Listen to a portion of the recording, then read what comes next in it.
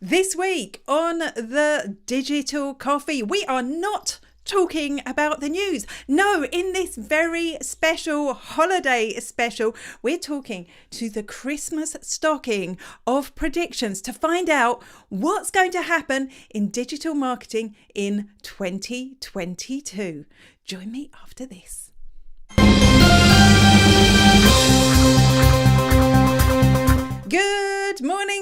Good morning, and welcome to the Digital Coffee. Usually, this is your weekly dose of digital marketing and social media news, but no, this week is the last show of 2021, and because of that, we are talking to my friend, the stocking of predictions, about what is going to happen in the world of digital marketing in 2022. So firstly, a very happy Christmas to everyone. I hope you are going to take a nice long break and be raring to go in the new year.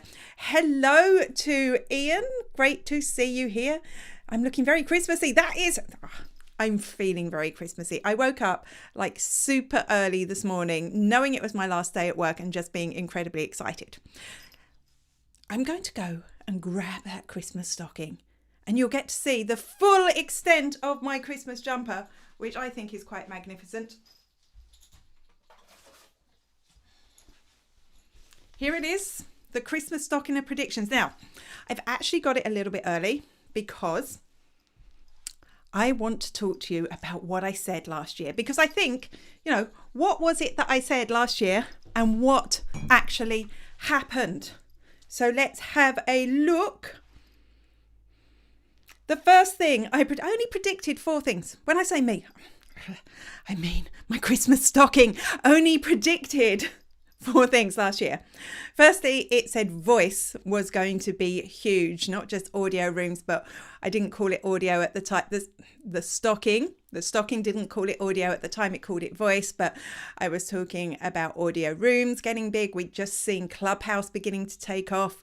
And of course, Twitter Spaces has become big. So giving myself a bonus point for that. I said that we were going to see more podcasts. I mean, is it actually possible for anyone else to launch a podcast? I'm not quite sure. There's actually room in the world, so that's definitely happened. And I also said that we were going to see more voice marketing, and this hasn't really taken off in the way I expected. I'm not seeing a lot of audio tweets. I'm not seeing a lot of audio messages, but maybe that's just my feeds. I'm going to give the stocking a big tick for that one. I think it got that one right. The second one was the WeChatification of social networks. Social networks going to wall themselves off to be their own little zones. And this, thankfully, hasn't happened in the way I thought it would. I mean, we're still heading that way, but we still have, people do switch from social network to social network. Not everything happens in one spot. The third one I had was the end of cookie-based marketing. We'd heard rumors that Apple were going to introduce a new privacy update, and yes, they did, and it kind of wrecked Facebook ads a little bit for a little while, although they're getting back on track now. And this isn't the end, as we know. Other networks Google are looking at the Android phone and bringing in something similar where people will be able to choose to opt out of tracking. We know there's privacy-based browsers there. We know that cookieless marketing is the way forward. We have to accept it. We can't fight it. We have to find ways around it. So I'm going to give the stocking a tick for that one. And the final prediction I made in 2020 for what was going to happen this year was more accessibility, because there are laws now that require you to be accessible with your website, with your content. And I think the social networks really have embraced this. It's taken them a long time, but we're there. We've got the caption sticker on Instagram. Twitter are really putting alt tags on images to such an extent that you can actually go and see, even if you're not using a screen reader, what alt text people are using. And I'm seeing just individual people finally copping on to the fact that they should be using these. Weirdly, TikTok has led the way because TikTok isn't just thinking of people who have sight difficulties or hearing difficulties. They're thinking beyond that to people who might be induced into a fit by watching a TikTok video. So again, stocking is getting a tick for that. So far, we're doing quite well. What is the stocking going to say this year? Let's find out. Hello, Catherine. Great to see you. I was hoping to catch up with you in Newcastle, but I didn't make it because, that thing that's happening right now. It's a great jumper, isn't it? It's so warm as well, which is great for my little cold house. Right, I've sent the stocking away, but it's coming back with its predictions. Let's have a little root around. See what we've got. What does this one say? It says subscriptions. Subscriptions are going to continue to grow in 2022. And what do I mean by subscriptions? Well, two things really. Firstly, we've seen, there was a site called Patreon, which was a way that creators could monetize. People could sign up to them on Patreon for a monthly fee and they get exclusive content. But now this is being rolled out beyond Patreon. Most of the social networks are adopting their own way for people to sign up, to subscribe to exclusive content from creators. So we know Twitter has done this. We know that that's in the pilot phase. We know Facebook is launching something similar. YouTube has always had it. And TikTok is launching something similar. So we're going to see creators, giving you the choice. It's going to give you, and this is going to come up again with another prediction. You're going to get a choice if you're willing to pay to see specific content from people. And I think we always forget influencers stroke creators are businesses too. So it is relevant to them. And this isn't the last thing we're going to hear about that. The second part of subscriptions is you will know that LinkedIn recently rolled out their newsletter service to all creators on the platform. So now you can sign up for a creator account and you can send your newsletter to people who ask for it. This has been around for a while, but it was only rolling out slowly. But now everyone can do it. And you probably know this because on LinkedIn, you've probably been spammed by a million people wanting you to sign up to their newsletters. I know that the people who have launched a newsletter via LinkedIn are getting thousands of subscribers. I worry that those subscribers won't actually want your stuff when it arrives. They're just being nice on LinkedIn. On Twitter, it's not quite so spammy. We've got the review thing. You will see at the top of my Twitter profile, if you go there, that I do have a review newsletter pinned. There is nothing going out on that at the moment, and it does say so. I've already got 5 subscribers and I didn't tell anyone about it, but there will be something going out on it in the new year. And this is, again, people choosing. They want to see that content from you specifically. It's like, super follow is the name of the paid subscription service on Twitter, but this is like a super follow because they're going one step further than just following you. They're saying they actually want to see relevant information. So if you are sending out a newsletter on either of these platforms, be really careful that you respect that you're respecting that people are actually signing up to get quality from you. Of course, you're going to need to sell occasionally, but it won't hurt if you're also sending out valuable information. I can see we got Kate here. Good morning, Kate. Are you wearing a Christmas hat too? I'd love to know. Good morning to Deirdre, who's watching on YouTube. Thank you for joining me. Let's see, will we? What's in the second stocking? This is Making Sang, first name making from the FOMO Creator, and you have been watching the Digital Coffee Show with Amanda Webb. Just needed that to go and get my stocking again. Here he is. I don't know why I've decided it's a he. Is a stocking a he or a she? We've got one. We've got a prediction. Thank you. Let's see what it says. What does it say? Let's have a look. Choose your own algorithm. This is actually something that Jack Dorsey said initially a while back. I don't think I reported on it because I didn't quite understand what he meant. But it seems that this is actually going to happen. Choose your own algorithm. So this means you'll either be able to have your standard algorithm, or as we've seen, we already have this on Twitter. We know that Facebook was toying with something similar, and you're going to get it on Instagram. You're going to be able to choose a chronological feed, so no algorithm, or you're actually going to be able to choose specifically what you want to see more from. And this is like the newsletters, right? Because people have to proactively opt in to see more of your content. I know what some marketers are going to do. They're going to beg you. They're going to say, oh, and make sure you go in here and click this and click that and put me at the top of the algorithm. But, don't do that. Don't do that. Because if you're doing that, you need to make sure that every single piece of content that you're putting out is relevant to all those people who've done that. It's nice that people will be able to make the choice. So choose your own algorithm. No matter what network you're on, people will be able to do this. Now, if people choose chronological, this is actually bad news for marketers, because there is so much frigging content out there that if you go chronological, they're just going to see everything, and seeing your piece amongst all that content is going to be harder. So you're going to have to work a lot harder to get noticed. And, we all think we create brilliant content.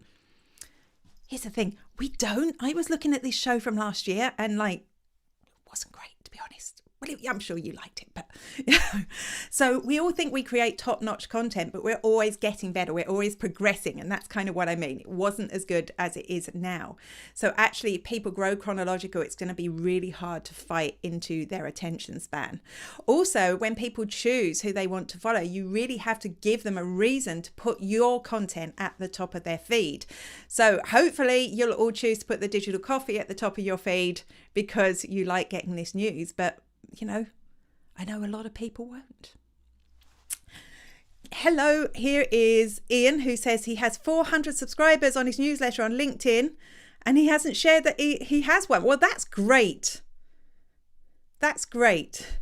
And I'm really happy to hear that, because 400 subscribers without trying is fantastic. And sometimes I love the way LinkedIn does that. It really does push new features out there. Hello, my jingle bells are driving the cat crazy. Yeah, that's been happening with my cats as well. He thinks the sound is from his Fremily, the neighbour's cat. One of my cats has 3 bells around her neck because she likes to stalk birds. It stops that happening. And yeah, she just gets confused. She's like, I'm supposed to jangle. Why are you jangling? Ian says, I'm following everyone on Twitter and only following the people I want to follow and actually like my stuff. I'm determined to take back control of my Twitter feed. I think that's really smart. And I think a lot of us make that mistake, don't we, when we start out on Twitter. I mean, I follow too many people on Twitter, and it's nowhere near the number you said you were following, Ian. But I still need to cut mine back as well, because when I go chronological, there is a lot of irrelevance in the feed. But, it's a hard job to go through one by one, deciding who I'm going to keep and who's going to go. I'd love to know how you're doing that. Are you using any tools, or are you just going through it manually? Because that sounds like hard work. Hi, I'm Danielle from Redbow, and you're watching The Digital Coffee with Amanda Webb. It's definitely a he. He told me earlier on. He's a he. He's a he. So I'm going to go in.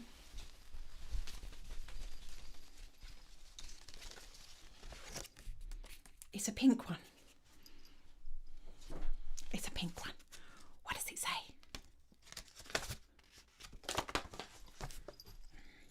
Privacy. We're back. I mean, we talked about it last year. Well, we talked about it at the end of cookie-based marketing last year, as I mentioned. I'm talking about it again because it's not going away. It's not going away. As a marketer, you really have to accept that this is happening, that the very foundations of the way that we do our digital marketing are crumbling. And you know what? It was wonderful. It was the thing that I based all my marketing on. But there are different and better ways to do things. So you will know less about the people who are engaging with you on social platforms, who are engaging with your website. And it just means you need to hyper focus the content you're creating and the posts that you're putting out there to reach exactly the right people, the people who are going to be interested in your content. And that is the only way around it. I've got a lot of work yet to do to understand how this new marketing landscape is going to work, but I appreciate that people want their privacy. There was a time where I didn't care about my own privacy, but I do now. And here's a secret. I switched off Facebook tracking me on my phone. Marketers are supposed to keep it. And why did I do that? I did it because I wanted to understand how other people would see ads on Facebook, not just marketers. And you know what? In most cases, it hasn't made a difference because I do most of my Facebook browsing on my computer where they can still track me. But that's the nature of it. I'm just going to mention that the postman has pulled up outside, so he may appear with a parcel. I may need to disappear. But in the meantime, let's see what else is in that stocking. I'm Ant McGinley and you're watching The Digital Coffee with Amanda Webb.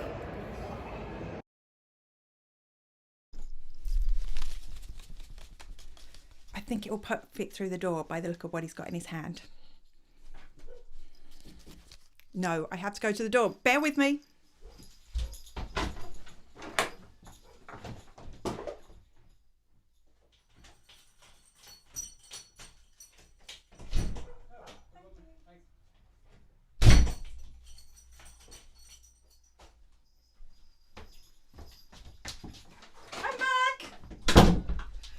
Hasn't happened in ages.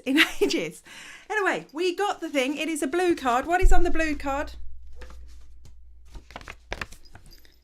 Influencers.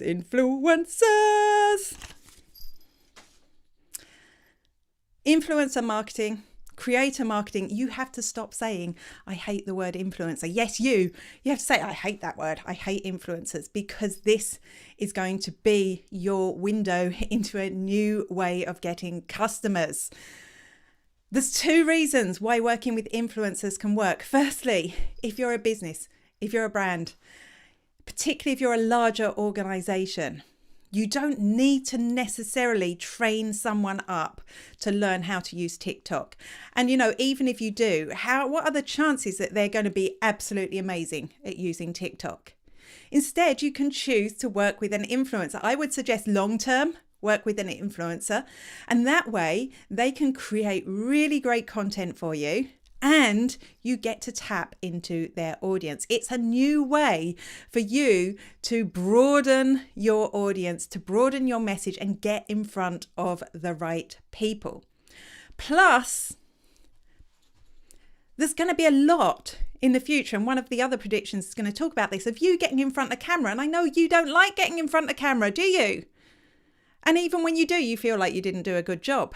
So again, in the future, influencers can be the face of your business. You're going to have to be really careful who you choose to work with. I have a video on this YouTube channel specifically about working with influencers with two experts in the field. So I highly recommend that you look at that. It's definitely time for you to stop turning your nose up at the word influencer. It's time to stop pretending that the word creator means something other than influencer, because that's exactly what it is. And from an influencer's point of view, we know we've got these subscription services. So influencer creator is going to become more of a business. It's going to be more supported by the social networks and other people. Kate wants me to unbox. I think it's a gift from someone, so I have no idea what's in it, so I'm not going to do that. It's to Amanda Webb Spiderworking, so it's somebody, a surprise. There's somebody at the door. There's somebody at the door. Do. Ian says he doesn't want to do TikTok. I'm posting there, but I don't reply and you're not consuming. Ian, you don't have to do TikTok. You don't have to do it. You don't have to do it at all. But if you want to do it, it's definitely worth looking at working with a creator or somebody that's going to do it for you. So yeah, don't worry. You don't have to do it. It's okay. Let's see what else is in that stocking. Hey, I'm Christine Gritman, and you are watching The Digital Coffee with social media superstar Amanda Webb. It's always so sweet that she says that. There's one left, just one. Mr. Stocking is empty. I'm just discarding him. I'm discarding him until he gets Christmas presents in him. Does that sound rude? I don't know. What is the prediction? Live stream shopping. If you're a regular viewer of this show, you know this. You know this already. Live stream shopping is going to catapult us into 2022 and beyond. We could always do live stream shopping. When I say always, for a long time, Amazon has had live stream shopping for a long time, but all the social networks are pushing out their channels. You can do it on TikTok, Twitter, Instagram, Facebook, not LinkedIn yet, but it would be a bit weird on LinkedIn. But these are the places. These networks are facilitating shopping. So you have already been able to sell via live streaming, but this is actually part of the product now. At the moment, they're just doing it with a few small groups of people. YouTube also, small groups of people, large creators on those channels, but it is going to be rolled out to everyone. If you are a retailer, this is going to be huge. You need to get in on this trend, and you can do it two ways. One, if you're happy in front of camera, you can talk through your product yourself, or I'm kind of glad this one came up after I talked about influencers. You can work with an influencer. You can work with somebody who may be like Tim Lewis, who joins me on my Twitter space that I usually run on a Friday, not this week. He does a Amazon book show. So you could talk to him about maybe promoting your book on his show. The nice thing about this, and Facebook actually sent an email out the other day, that there is no online shopping and offline shopping anymore. There is just shopping. But the one thing that has been missing from this online shopping experience, and we're kind of understanding that so much better than we ever did because of the last 2 years and restrictions, is that communication with the seller. So, if you go into a shop, you can always ask a shop assistant for advice or for help. And that's something that is missing from online shopping. And bringing this live experience together means that the person who is broadcasting will be able to answer customer questions live then and there, and queries. If somebody says, how big is it? Or can you open up that bit? They'll be able to offer a kind of experience like that. But you also need to think about the other ways that you can replicate that experience. So make sure you have some sort of messenger or WhatsApp experience so that people can actually talk to you and you can assist them with their purchase. Make sure your frequently asked questions aren't just something you put up there randomly that you thought of when you built your website. Look at the frequently asked questions on your website. See if you can expand those into blog posts or videos or audio even, so people begin to connect with you, the retailer, the person that can assist them with their sale. I can see I've got a ton of comments from Ian here. He knows that he doesn't have to use TikTok. He has to dash. He has to dash. Okay, that was it. I'm very excited because today is my last day in work. Before I go, I just want to say thank you so much to everyone who watches this show, whether you watch the full show, whether you watch on YouTube, whether you watch on Facebook, whether you watch the little clips that I put out on Twitter and LinkedIn. This is the one thing that I do every week without fail. And it's just lovely to be able to talk to you and know there are other human beings in the world. So thank you so much for being part of this show. I am going to be back here on, I had to look at the date, the 7th of January with the first show of the new year. We will be back to news then. I hope you all have a fabulous break, whether you celebrate Christmas or another holiday. It's been wonderful spending this time with you, and I'm just going to go to sleep for 2 weeks. Have a happy Christmas, everyone. Bye-bye.